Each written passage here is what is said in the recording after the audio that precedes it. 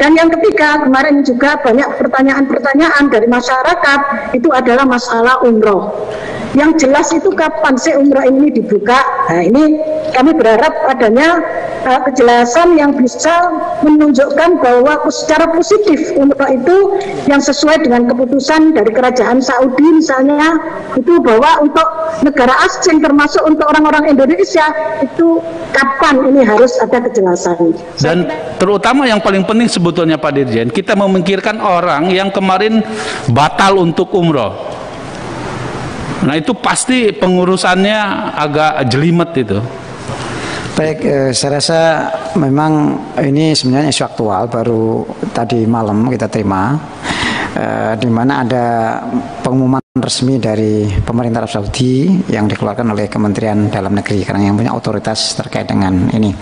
Ada 3 hal yang perlu saya sampaikan. Yang pertama adalah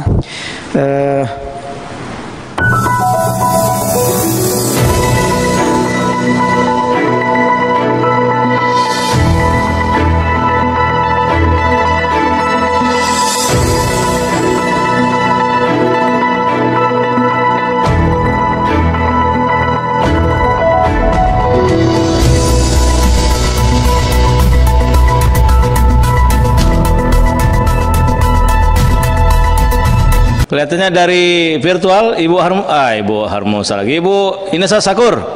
Wah. Wih, cantik sekali Bu ini, Bu. cantik. Assalamualaikum warahmatullahi wabarakatuh. Bu, belum dipersilakan, Bu. Belum saya persilakan.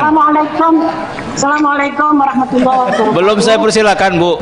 Bapak pimpinan beserta seluruh anggota Komisi 8 yang saya hormati. Yang terhormat Bapak Wamen dan jajarannya, saya hanya menyoroti beberapa hal atau menyampaikan beberapa hal. Yang pertama, kemarin itu di Kabupaten Pasuruan ada Jamarah itu jagong masalah umroh dan haji. Yang narasumbernya itu dari Pak Dirjen penyelenggaraan haji dan umroh yang tapi tidak bisa hadir, diwakili oleh Kementerian Agama Provinsi Jawa Timur, Kasih Haji dan Umroh. Yang dari Komisi 8 kebetulan yang diundang adalah saya. Dan yang ketiga, kemarin juga banyak pertanyaan-pertanyaan dari masyarakat, itu adalah masalah umroh. Yang jelas itu kapan sih umroh ini dibuka? Nah, ini kami berharap adanya kejelasan yang bisa menunjukkan bahwa secara positif umroh itu yang sesuai dengan keputusan dari kerajaan Saudi misalnya, itu bahwa untuk negara asing termasuk untuk orang-orang Indonesia itu kapan ini harus ada kejelasan. Dan yang paling terakhir soal umroh ya, Pak Sekjen, Pak Dirjen, ya saya juga mendapatkan informasi kalau untuk warga negara Arab Saudi bulan Oktober depan ini sudah mulai dibuka, tapi dengan tahapan 30% sampai 70%. Tetapi untuk warga luar negeri Arab Saudi baru tanggal 1 November. Itu penjelasan resmi dari Kementerian Dalam Negeri Arab Saudi. Cuma problem buat kita adalah soal bagaimana kitanya sendiri, ya, penyelenggara umroh kita.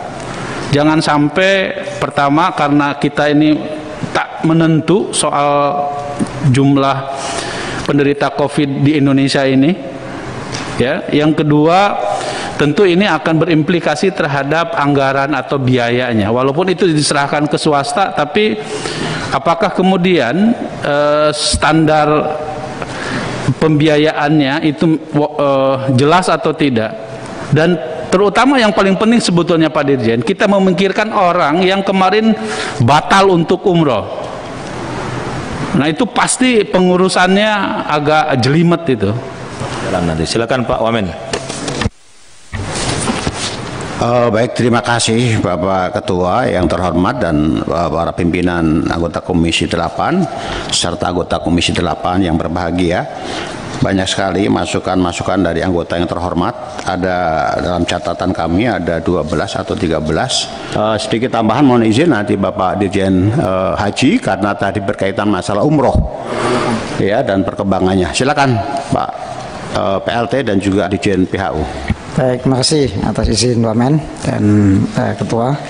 Baik, saya rasa memang ini sebenarnya isu aktual, baru tadi malam kita terima, di mana ada pengumuman resmi dari pemerintah Arab Saudi yang dikeluarkan oleh Kementerian Dalam Negeri, karena yang punya otoritas terkait dengan ini. Ada 3 hal yang perlu saya sampaikan. Yang pertama adalah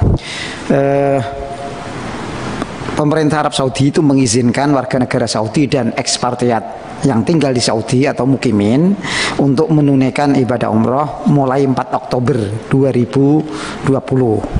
Ini dibatasi 30% saja. Karena 30% dari kapasitas Masjidil Haram.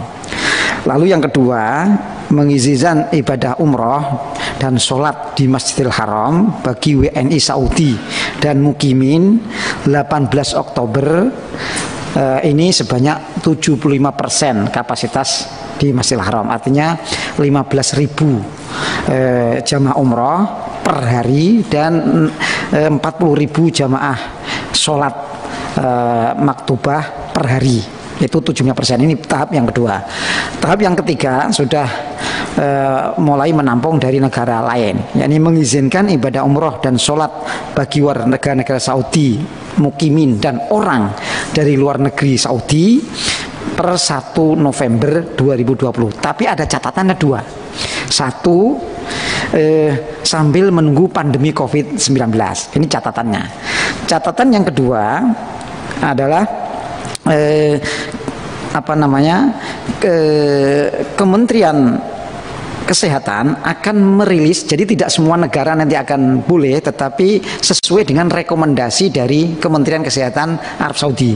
Jadi Kementerian Kesehatan Arab Saudi akan merilis daftar negara dari luar kerajaan Arab Saudi yang diizinkan masuk atau memberangkatkan jamaah umroh. Jadi mudah-mudahan Indonesia ini melalui teman kita yang di Saudiku dan juga melalui jalur diplomasi untuk bisa memasukkan Indonesia ini dalam daftar yang boleh memberangkatkan umroh. Jika tidak, ya artinya ya masih tertutup untuk berangkat umroh. Jadi ini catatan 2 Pak Ketua.